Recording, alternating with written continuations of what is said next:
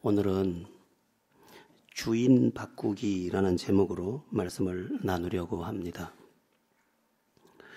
사도 바울은 예수님을 만난 즉시 자기 인생의 주인을 예수님으로 바꿨습니다. 이전에는 자기 욕망이 자기의 주인이고, 자기 욕심이 자기 주인이고, 자기 지식이 자기 주인이고, 자기 감정이 자기 주인이었지만 예수님을 만난 즉시 예수님을 자기 인생의 주인으로 바꾼 것입니다. 그래서 그는 자신을 소개할 때도 항상 예수 그리스도의 종된 나 바울은 그렇게 자기를 밝혔습니다. 철저하게 자신이 주님의 종임을 고백했던 것입니다. 그건 단지 그의 말이 아니었습니다. 그는 주님을 주인으로 모셨을 뿐만 아니라 자기 자신을 위해 살지 않고 자기가 주인으로 삼은 주님을 위해서 자기의 인생을 살았습니다. 사실 이것은 그리스도인 된 모든 사람의 삶의 방식이어야 합니다. 내가 주인이었지만 이제는 주님이 내 인생의 주인이 되어야 한다는 것입니다. 우리가 주여 하고 부를 때 그 주여가 주인 주자입니다. 주인님 하고 부른 것입니다. 그래서 우리 예수님께서도 너희가 주여 주여 하면서도 어찌하여 내가 말하는 것을 행치 않느냐라고 묻기도 했습니다. 주인님, 주인님 이렇게 불러놓고 자기 욕심만 따라가더라는 것입니다. 여러분, 어쩌면 우리 신앙의 실패는 바로 이 부분에서 비롯되고 있습니다. 첫 번째 실패의 원인은 주님을 인격적으로 못 만난 것의 원인이고, 두 번째 원인은 주님을 주인님 하고 부르면서도 내 욕심과 내 방법과 내 감정과 내 느낌과 내 현실에만 치중하며 살고 있더라는 것입니다. 예전에 종들이 많았죠. 우리나라도 마당쇠야 하고 마님이 부릅니다. 내 마님, 내 주님, 주인님 하고 했더니 저 건넌 마을 가서 밭을 좀 갈고 오너라 그랬더니 이 마당새가 간이 보가지고 이렇게 얘기한 겁니다. 오늘은 몸이 좀 안 좋고 해서 싫은데요. 이랬더니 그 즉시 멍석마리를 하게 될 줄로 믿습니다. 이것은 있을 수 없는 일입니다.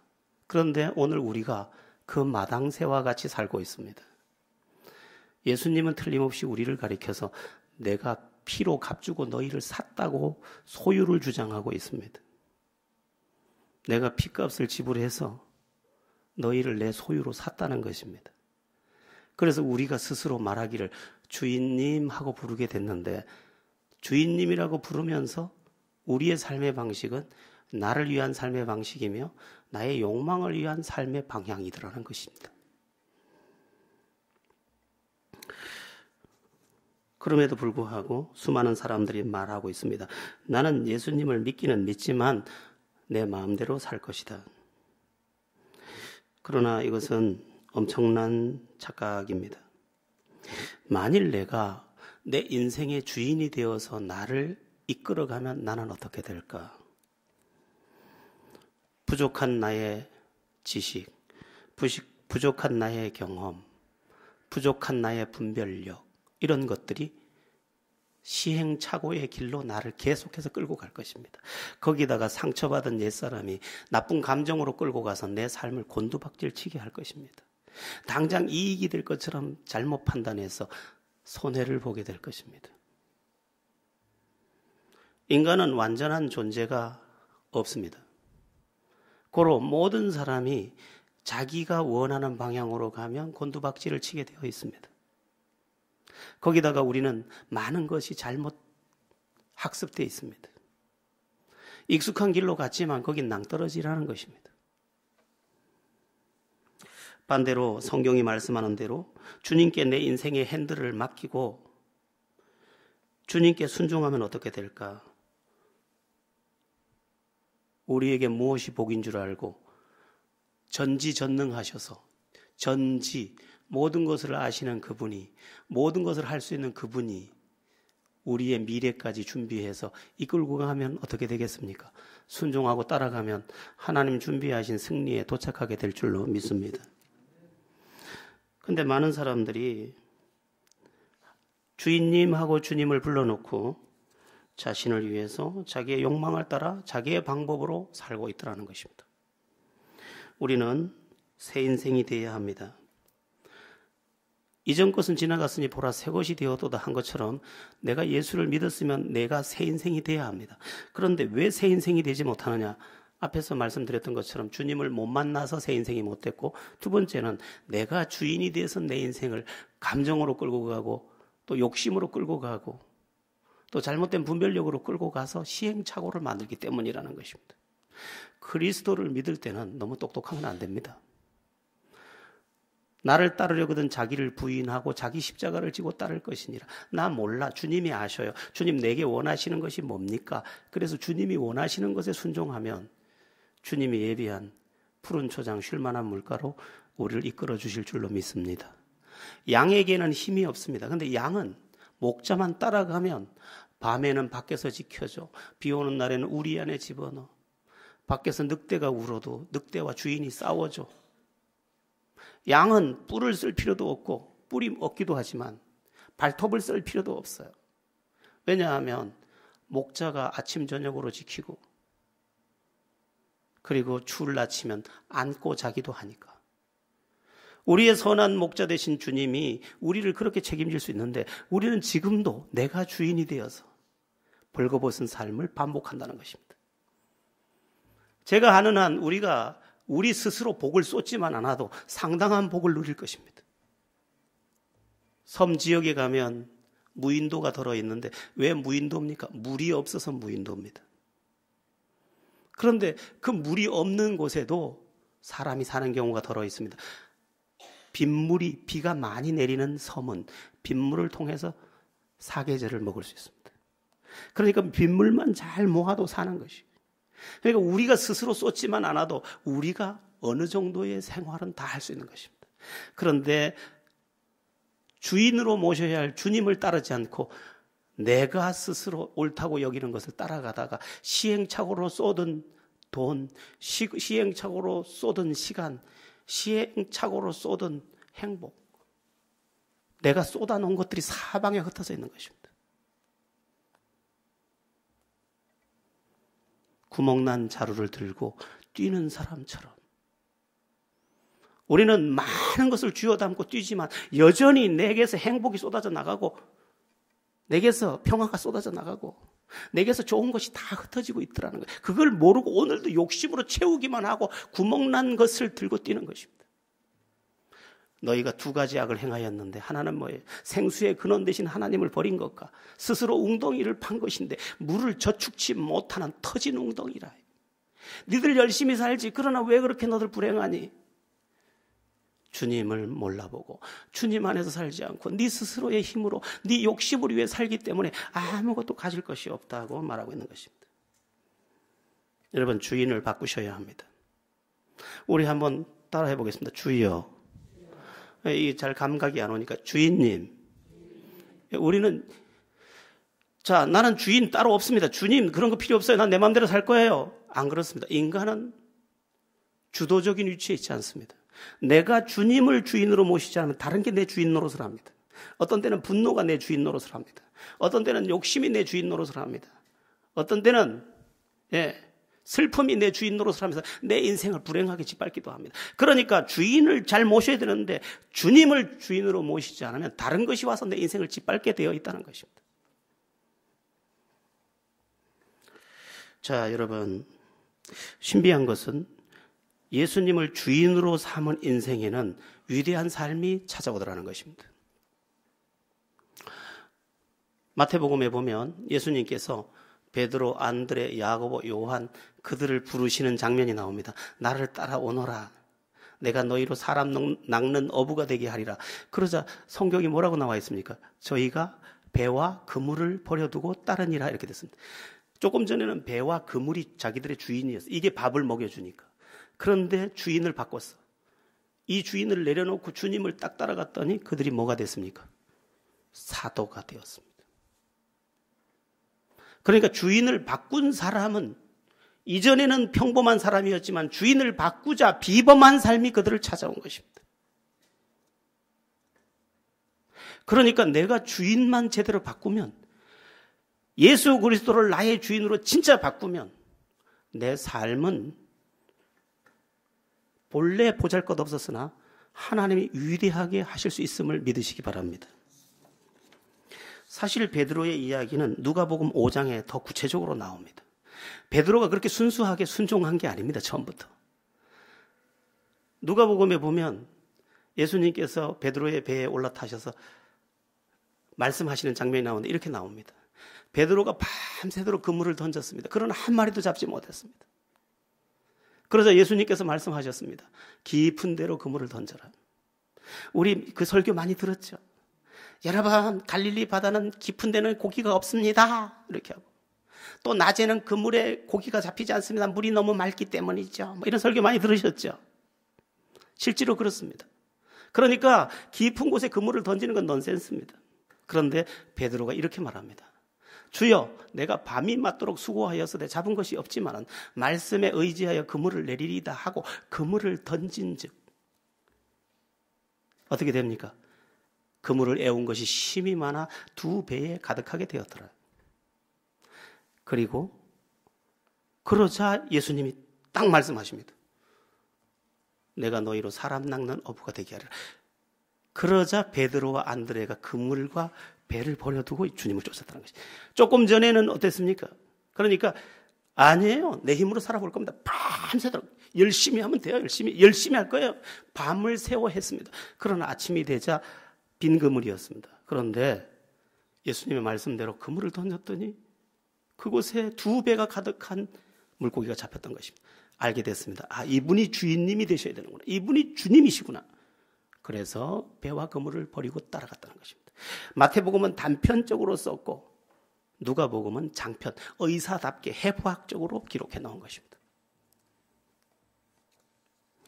여러분, 우리도 내 힘대로 다 해보았습니다. 그러나 우리의 그물은 빈 그물입니다.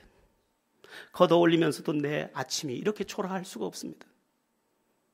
그러나 베드로는 말씀에 의지하여 그물을 내려보고 이 그물이 차오르는 것을 비로소 알게 됐습니다. 아, 이분을 주인님으로 삼아야 되는구나. 그리고 따르기 시작했고 따름으로 인해 사도가 되었습니다. 자, 오늘 본문의 이야기도 바로 그런 이야기입니다. 사도 바울이 주님을 주인으로 모시고 주님 뜻 안에서 살아가는 모습이 오늘 본문에 나타나 있습니다. 우리 본문 19절 이미 읽었습니다만 다시 한번 읽어보겠습니다. 시작. 우리의 소망이나 기쁨이나 자랑의 면류관이 무엇이냐.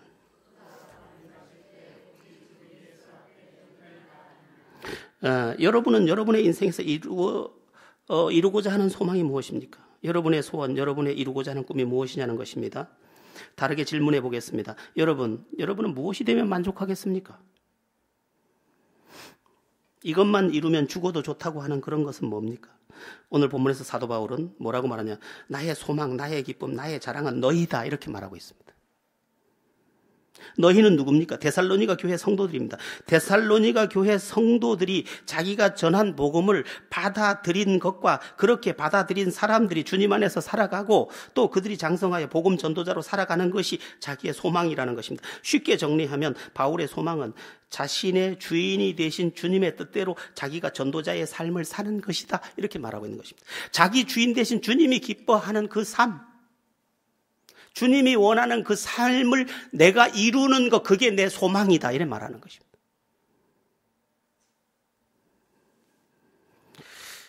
사도 바울은 정말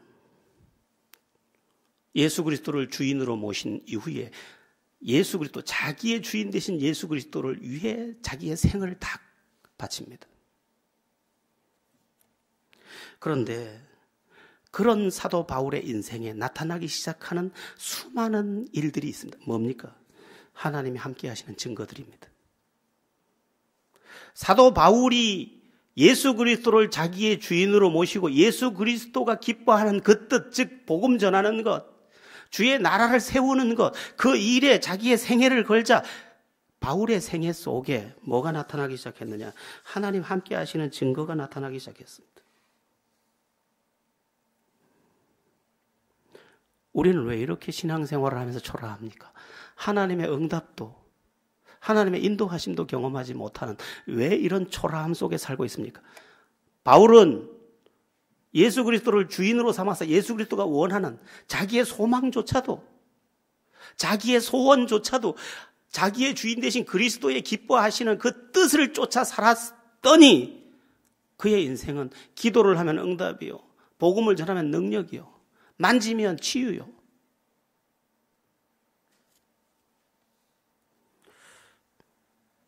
하나님은 당신을 주인으로 부르고 주인 되신 그분에게 기쁨이 되려고 하는 그에게 은혜가 되시는 줄 믿으시기 바랍니다. 얼마나 그 일을 기다리고 기뻐하는지 모릅니다. 마태복음 28장에서는 복음 전하는 자와 세상 끝날까지 너희와 항상 함께 계시겠다고 했는데 나를 주인으로 인정하고 나를 위해 네가 산다면 내가 함께하는 증거로 너의 곁에 있겠다고 말씀하셨고, 바울의 삶이 그런 삶으로 계속되더라는 것입니다.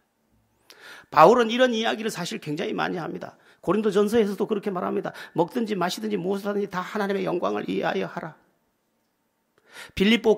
빌립보서에서 보면 감옥에 갇혀서도 그런 이야기를 합니다. 살아도 사나 죽으나 그리스도를 존귀하게 하려 합니다. 자기 주인 대신 그리스도가 존귀하게만 될 수 있다면 갇혀 있는 거 아무 문제가 없다고 본 것입니다. 그런 바울이었기에 그의 삶에 하나님 살아계신 증거가 계속 반복되어 나타난 것입니다. 우리의 문제는 뭡니까? 나를 위하여 하나님을 이용하는 것이고 나를 위하여 하나님을 도구로 써먹으려고 하는 문제입니다. 예수 믿으면 돈 벌고 잘 되고, 물론 우리는 다 그런 목적으로 왔습니다. 병이라도 고쳐볼까? 가난이라도 벗어나볼까? 그 목적으로 왔지만 이제 주님을 알아본 우리는 이제 목적을 바꿔야 합니다. 저는 예수 믿은 이유가 행복해지고 싶어서 믿었습니다. 그러나 지금 당신의 목적은 뭐냐고 물으면 나는 예수 그리스도의 피 묻은 복음을 위해 사는 것입니다. 그런데 그것 안에서 발견한 놀라운 것이 있었으니 그것 안에 행복도 담겼고 그것 안에 물질도 들었고 그것 안에 모든 좋은 것이 다 들어있더라는 것입니다. 바울은 다른 소망이 없었습니다. 데살로니가 지역 사람들이 자기가 전한 예수를 받아들이고 또한 그 예수 안에서 새롭게 되는 것을 보는 것이 소망이고, 그 사람들이 더 장성하여 자기처럼 전도자가 되는 것이 소망이고, 우리의 소망은 무엇일까요? 우리의 소망은 너무 육체적이고 정욕적이고 마귀적입니다. 하나님이 살아서 역사하지 않는 것이 아니라 하나님이 우리에게 이용당하기를 거절한 것일 뿐입니다. 자, 그러면 바울이 오늘 본문에서 우리의 소망이나 기쁨이나 자랑의 면류관이 무엇이냐 했는데, 그러면 바울의 기쁨은 또 뭐였을까? 너희가 아니냐 했는데 그게 무슨 뜻이냐? 바울은 자기가 복음 전도자가 된 게 기뻤고, 자기가 전도한 그들이 예수 그리스도를 구세주로 영접해서 믿는 것이 기뻤고, 하나님이 구원받은 그들을 보고 기뻐하는 것을 보고 기뻤습니다. 우리의 기쁨은 어떻습니까? 맛있는 것을 먹어서 기쁘고, 또 좋아하는 사람이 생겨서 기쁘고, 원하는 일이 이루어져서 기쁘고, 좋은 직장이 생겨서 기쁘고, 이쁜 애인이 생겨서 기쁘고, 자식이 좋은 대학 들어가서 기쁘고, 좋은 선물 받아서 기쁘고, 우리의 기쁨은 대체로 그렇습니다. 이 기쁨도 사실 귀한 것입니다. 그러나 진정한 기쁨, 더 높은 기쁨은 어디에 있습니까? 나 때문에 당신이 행복함으로 기뻐하는 것. 그 기쁨이 더 높은 기쁨입니다. 나 때문에 자식이 웃고, 나 때문에 아내가 웃고, 나 때문에 형제가 웃고, 나 때문에 친구가 웃는 것을 보는 것, 그게 참으로 고상한 기쁨입니다. 저는 요즘에 그런 생각을 많이 합니다. 내가 한 100살 살고, 우리 아들은 미안하지만 한 70만 살고, 그래서 내가 잘 먹여주고 입혀주고 행복하게 해주면 좋겠다. 불가능한 이야기지만 나 때문에 웃었으면 좋겠다. 그런 생각을 합니다. 그럼 좋잖아요. 작은 머플러 하나만 사줘도 저렇게 행복해 하는데 나 때문에 웃는 당신이 내 행복이잖아요. 그런데 그보다 더 높은 기쁨이 있습니다. 그게 뭡니까? 나로 인해서 나의 주인 되신 주님이 기뻐하는 것입니다. 내가 주님의 뜻을 이루는 것을 보고 주님이 기뻐하는 것을 내가 보는 기쁨, 그 기쁨이 비교할 수 없는 기쁨이고 영적인 기쁨인데 사도 바울이 이 기쁨을 지금 누리고 있다는 것입니다. 사실 이것은 영혼 깊은 곳에서의 기쁨입니다. 내 영혼이 내 안에서 만족해 하는 것을 보는 기쁨입니다. 세상의 기쁨들은 다 순간이고 찰나입니다.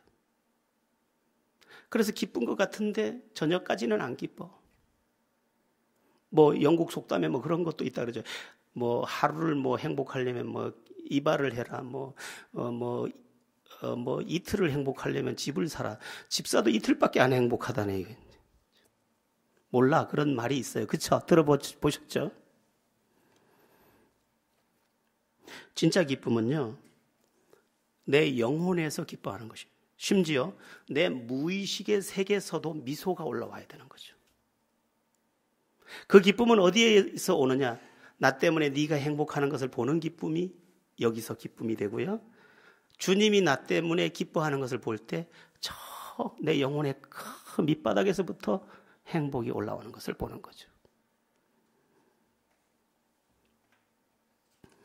세상은 지금 많은 것을 하고 많은 것을 이루고 많은 것을 통하여 순간적으로 웃기도 하지만 모든 것이 그때뿐 족함이 되지 못하고 있습니다.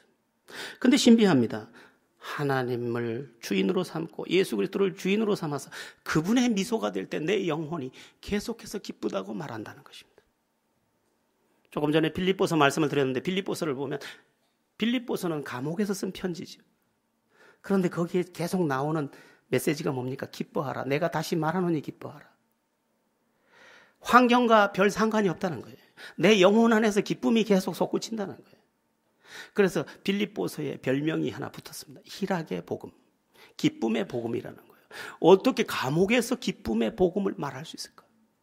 영혼, 누구도 빼앗을 수 없는 영혼의 기쁨이 그 안에서 숨쉬고 있었기 때문입니다. 이거 사도 바울만의 이야기일까? 그렇지 않습니다. 인디언 선교사로 유명했던 데이비드 브레이너드는 사실 몸이 굉장히 안 좋았습니다. 그런데 인디언들에게 복음을 전하러 갔을 때 인디언들이 그 복음을 받아들이고 회개하는 모습을 보는데, 그리고 산책을 갔는데 숲속을 걷습니다. 그 숲속에 햇살이 비치는데 그 햇살이 눈부신데 하나님의 은혜가 자기를 조명하며 서치라이트를 자기를 향해 조명하는 것으로 보게 됩니다. 그리고 말에서 내려 하나님을 찬양합니다.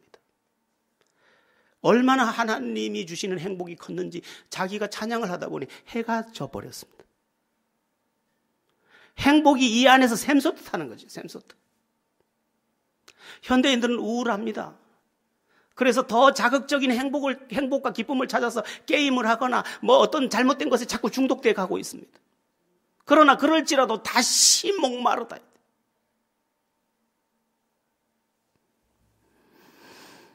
유명한 미얀마의 선교사 아도니람 저드스는 말했습니다. 그는 간첩으로 오인받아서 감옥살이도 했고 감옥에 있을 때 아내가 죽는 고통을 겪기도 합니다. 그런데 이렇게 말합니다. 내 영혼의 기쁨을 누가 빼앗을까요? 주님의 종으로 주님을 주인으로 모셔서 산 삶에서 비롯된 이 기쁨은 아무도 못 뺏어간다는 거예요. 여러분, 주의 일에 봉사하고 헌신할 때도 마찬가지입니다. 주님이 기뻐하시도록 해야 합니다. 나를 기쁘게 하기 위해 하는 봉사는 시험거리밖에 되지 않고 목소리만 커지고 하다가도 지치고 주님이 웃으시면 되는 거예요. 왜? 그분이 내 주인이에요. 그분이 기뻐하면 된 거예요. 예수 잘 믿으려면 어떻게 해야 합니까? 주인을 바꿔야 됩니다. 그래서 여기 구세주로 나온 횟수보다 주인님이라는 뜻으로 나온 주가 더 횟수가 많습니다. 우리는 예수님을 구세주로도 믿어야 하지만 동시에 주인님으로도 모셔야 된다는 것입니다. 그런데 아직 구세주로도 못 만났고 주인으로도 못 따르니 내 삶은 종교적 상황을 벗어나지 못하는 것입니다. 아침에 기도할 때 이렇게 하는 것이죠. 주님, 오늘 내가 어떻게 하기를 원하십니까? 어떤 억울한 일을 당해서 주님, 내가 이 일을 어떻게 처리하기를 원하십니까? 왜냐하면 내 감정이 나를 내 주인 노릇하지 못하도록 나의 주인 대신 그분이 이 일에 대해 어떻게 하기를 원하는지를 묻고 행하는 것입니다. 그랬더니 사랑해, 품어, 용서해, 더 너그러워져, 기도해줘, 축복해줘, 웃어줘, 도와줘. 그래서 그렇게 했더니 어떻게 됩니까? 세상에 주님을 기쁘시게 했더니 나의 기쁨이 됐다는 것입니다. 복음 전하는 것도 그렇다는 거예요. 바울은 지금 나의 소망, 나의 기쁨이 무엇이냐? 너희가 아니냐? 내가 주님의 기쁨이 되기 위해 너희에게까지 와서 복음 전했는데 그게 내 기쁨이 되었다라고 말하는 것입니다.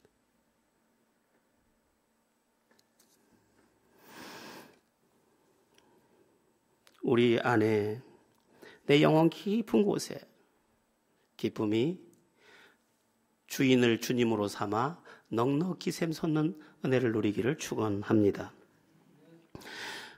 우리의 자랑이 무엇이냐도 나와 있습니다. 자랑이라는 말씀이 나왔는데 자랑의 면류관이 무엇이냐 이렇게 돼요. 면류관은 자랑의 극치라고도 할 수 있겠는데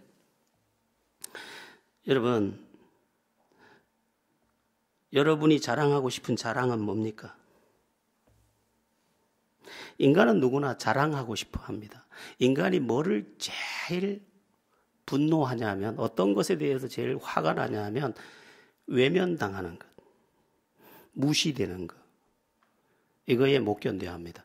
그럼 반대로 생각하면 인간이 언제 가장 자존감을 느끼느냐? 자랑스러워질 때입니다. 그래서 인간에게 뭐가 많이 필요합니까? 박수. 인간은 박수를 받고 싶어 합니다. 그게 본성입니다. 그런데 우리는 진정한 자랑을 이끌어내지 못하고 있습니다. 사람들이 뭘 자랑할까 하고 좀 생각해 보니까 돈 자랑, 자식 자랑, 아니면 스스로에 대한 자랑, 크게 나누면 그랬습니다. 어떤 갓 할머니가 된 사람이 친구들 앞에 이렇게 얘기해. 5만 원 냈어. 지금부터 내 손자 자랑할게. 그리고 5만 원어치 자랑을 합니다. 그런데 그 친구들이 그럽니다. 아이고, 애가 예쁘게 생겼네. 그 속으로, 아이고, 이쁘기는 코가 뭉툭하구만. 바울의 자랑이 뭐냐? 내가 전도해서 구원받은 너희가 내 자랑이다. 너희가 내 자랑이야. 주인님, 내 주인 대신 그리스도가 원하는 복음 전도로 너희가 구원받는 것, 구원받아서 하나님 찬양하는 모습, 그게 내 자랑이다. 이렇게 말한 것입니다. 여러분, 자랑은요, 억지로 빼앗아올 수 없습니다. 그러므로 자랑에 대하여 여러분에게 부탁드리겠습니다. 괜히 쓸데없이 자랑하지 마십시오. 왜냐하면 자랑은 부끄러움을 가져다 주기 때문입니다. 바울은 이런 말을 합니다. 바울에 대해서 고린도 교회 성도들이 막 저거 사도가 아니다. 핍박자였다. 예수님께 직접 임명받은 사람도 아니다. 사도권을 시시비비했습니다.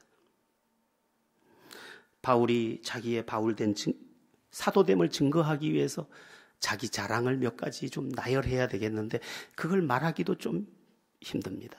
그래서 한 단어를 사용합니다. 무슨 단어를 사용하느냐? 어리석으나마 내가 자랑하는 것을 용납하라. 무슨 전제를 따랐습니까?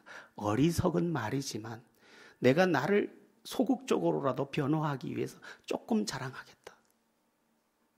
너희가 히브리인이냐? 나도 히브리인이며. 너희가 유대인이냐? 나도 유대인이며. 뭐 그러면서 자기를 나열해서 설명합니다. 그러나 자기 자랑에 대해서 어리석다라는 말을 붙여놓습니다. 여러분, 자랑은 하지 않는 게 좋습니다. 왜냐하면 그럴수록 내 갈증만 더해질 것이기 때문입니다. 자랑은 그러면 어떻게 옵니까? 하나님이 주셔서 오는 것입니다.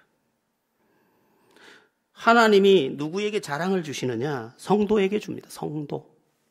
신명기 28장에 보면 머리가 될지언정 꼬리가 되지 아니하고 너희가 내 말을 청종하면 이라는 전제를 붙였습니다. 네가 내 말을 따라서 네가 나의 종이 되고 나를 주인으로 인정해서 나를 따르면 내가 머리가 될지언정 꼬리가 되지 아니하고 들어가도 복을 받고 나가도 복을 받고 떡반죽 그릇이 복을 받고 너희가 다 잘 될 거다 이 말이에요. 그러니까 결국 자랑은 훔쳐갈 수 있는 것이 아니라 자랑은 하나님의 사람으로 하나님을 주인으로 삼고 하나님을 기쁘시게 하는 가운데 와지는 거라는 것입니다. 여러분, 하나님께서 주시는 자랑은 큰 불을 끄지 못하는 것처럼 하나님이 주신 자랑은 누가 뺏어가지도 못합니다. 하나님이 자꾸만 존귀하게 하는 거예요. 자꾸만 고개를 숙이고 감추고 도망가도 데려다가 영광을 줘요. 그런즉 우리는 자꾸만 나 몰라준다고 시비하거나 또는 나를 알아달라고 자랑하거나 하는 육신적인 삶의 실수를 저지르지 말고 하나님의 말씀에 순종하는 예수님 또는 하나님을 주인으로 삼고 그 주인 대신 하나님을 기쁘시게 하는 그런 여러분들 되기를 바랍니다. 여러분, 인생은요 욕심으로 되지 않습니다. 자랑하고 싶은 욕심도 있죠. 안 됩니다. 야고보서에 보면 욕심이 잉태한 즉 죄를 낳고 죄가 장성한 즉 사망을 낳느니라. 도리어 내가 짓밟힐 뿐입니다.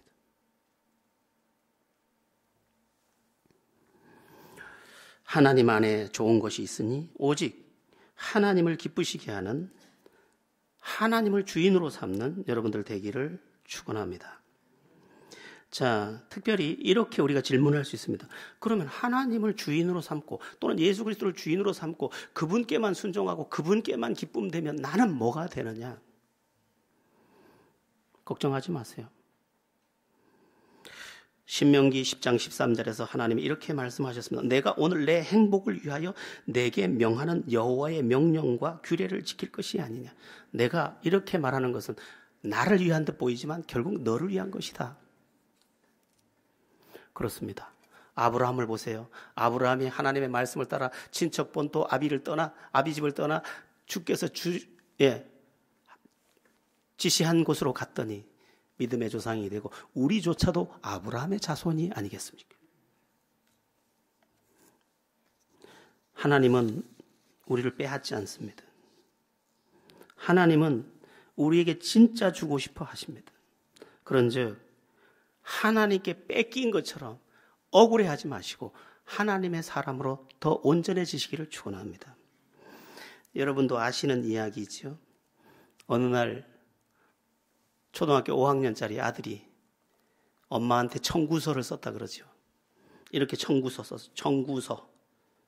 그래놓고 콩나물 심부름 한 값 500원, 시험 점수 100점 맞은 값 2,000원, 방 청소 한 값 1,000원, 엄마 안마 5번 해준 값 5,000원, 이자 1,000원, 오늘 저녁까지 주시기 바랍니다. 엄마가 웃으며 답장을 썼다 하죠. 10개월 동안 너를 뱃속에 품고 수고한 값 공짜. 네 똥오줌 다 받아내며 고생한 값 공짜. 네 아플 때 밤새도록 안고 울며 병원 맨발로 뛰어간 값 공짜. 네 옷 사 입힌 것 공짜. 네 먹는 것 모든 것 준 것 공짜. 너의 등록금 공짜. 학원비 공짜. 용돈 공짜. 너를 위해 날마다 기도한 것 공짜. 지금도 너를 위해 밤낮으로 일한 값 공짜.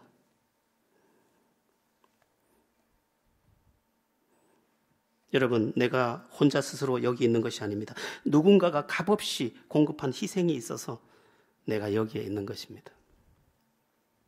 사람이요, 밥을 참 많이 먹더라고요. 계산해 보니까. 1년에 1000번을 먹더, 1000번. 10년을 먹으면 10,000번. 30살짜리 아들은 30,000번 밥 처먹었어요.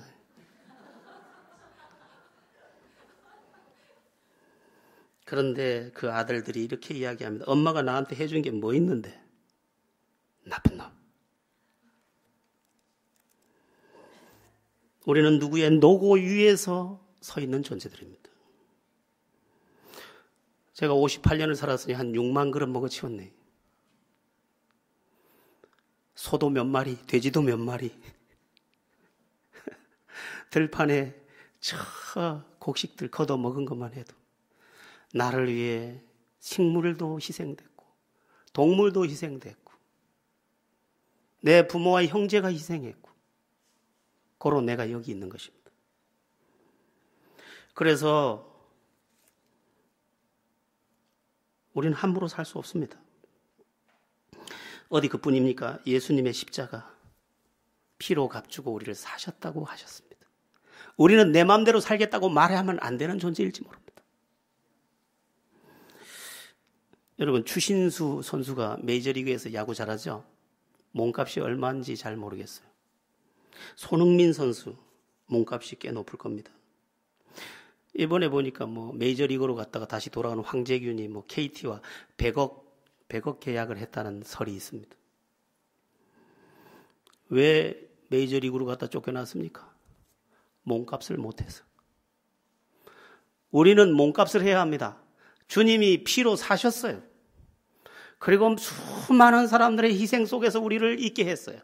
그래서 예수 그리스도를 주님으로 알아보는 사람들은 다 하나님과 내 곁에 사람들에게 빚진 자예요. 몸값을 해야 돼요. 나 대신 주님이 죽으셨어요. 피값을 해야 돼요. 그런데 우리는 이기적인 삶에 빠져서 아직도 주님을 이용하고 하나님을 이용하고 모든 이유와 핑계를 다 동원해서 나만 높이려고 한다는 것이죠. 주인을 바꾸셔야 합니다. 내가 높아져야 되는 게 아니라 주님이 높아져야 해요. 어느 유명한 지휘자가 지휘를 했어요. 사람들이 전부 기립박수를 하면서 갈채를 보냈어요. 그때 지휘자가 이렇게 합니다. 저를 보세요. 키가 될지 모르겠지만 탁 접더니 이렇게 돌립니다. 이분들에게 박수를 보내라는 거야. 나한테 보내지 말고. 왜? 연주를 한 사람 저 사람들이니까. 우리도 그래야 돼. 내게 영광이 오거든. 아니에요. 주님께 영광 돌리세요. 주님을 영화롭게 하는 마음으로 돌아서라는 것이. 주님이 영광 받으면 돼. 나 천덕꾸러기 돼도 돼. 바울의 정신이 바로 그런 주인을 바꾼 정신이었다는 거예요. 이제 마지막으로 우리 20절 한 번 더 읽어보고 잠시 설명하고 마치겠습니다. 19절, 20절이죠. 시작. 여러분, 너희는 우리의 영광이요 기쁨이니라. 아멘. 이 말씀은 천국에 도착했을 때의 이야기입니다. 천국에 도착했을 때 너희는 우리의 영광이요 기쁨이니라. 현재도 너희가 우리의 영광이지만, 너희가 우리의 기쁨이지만 나중에 천국에 하나님 앞에 갔을 때도 너희가 나의 영광, 나의 자랑일 거야. 하나님, 저 사람들 어떻게 왔게요? 그러니까 네가 될 것 같지. 네가 했잖아. 고맙다. 천국에서 겨우 나 하나 믿고 온 게 아니라 목숨 걸고 주인이 기뻐하는 그 일을 하고 온 그 시간에 그 심판대 앞에 서는 게 다른 사람은 벌벌 떨 일이지만 자기에겐 기쁨이요 영광이요 자랑이요. 그때 면류관이라는 거예요.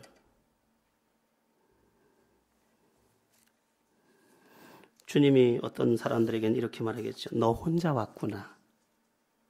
그럼 이렇게 말하겠죠. 우리는 혼자도 겨우 왔습니다. 여러분, 신앙생활 잘하는 비결이 뭡니까? 주인을 바꾸는 겁니다. 주님이 영광 받으면 돼. 그분이 영광 받으면 돼. 그분이 기뻐하는 일이 이루어지면 돼. 그분의 영광을 위해 오늘도 나는 일해. 그분의 영광. 나 가난하게 사는 것도 문제없어.